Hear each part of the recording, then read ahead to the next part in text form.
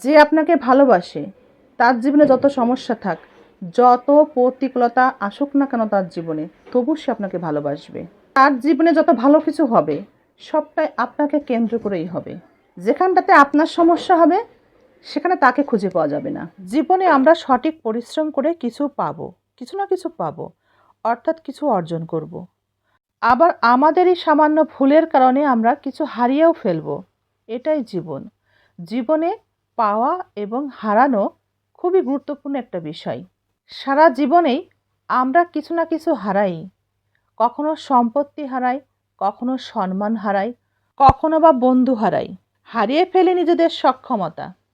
কিন্তু জীবন থেকে এত কিছু হারানো কোনো বিষয় নয়, কারণ এই হারানোর মধ্য দিয়েই আমরা শিক্ষণীয় এক অভিজ্ঞতা অর্জন করতে পারি। আমরা অভিজ্ঞ হয়ে উঠি কি করে সেটা যেন আর পুনরায় না হারাই। তাই জীবন থেকে যদি আমরা কিছু হারিয়েই ফেলি, যেন তার শিক্ষা না হারাই, কারণ আমরা সেই শিক্ষার সাহায্যেই পুনরায় সেই হারানো জিনিস ফিরে পেতে পারি।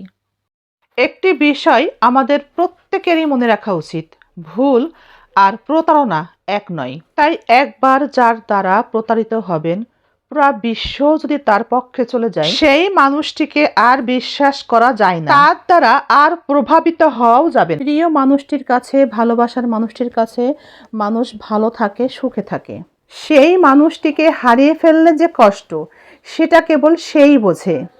যে মানুষটি তার প্রিয় মানুষটিকে হারিয়েছে, তার চোখের পানি এবং কষ্ট দেখলেই বোঝা যায়।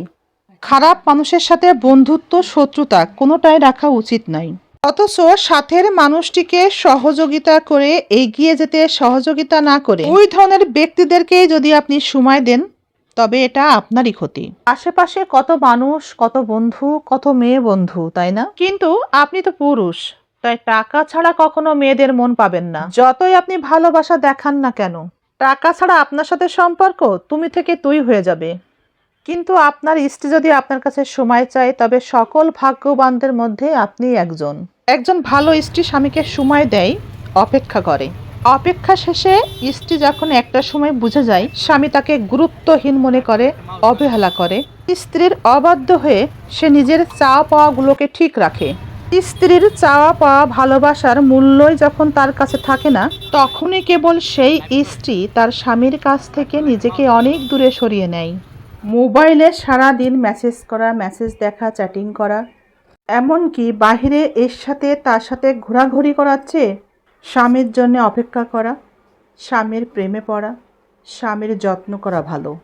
তা না হলে ঘুমিয়ে থাকাই ভালো। তাতে বরং শরীর, মন, লিভার, কিডনি, হার্ট সব কিছুই ভালো থাকে। ভালোবাসার রং কখনোই বদলায় না চরিত্রবান মানুষের।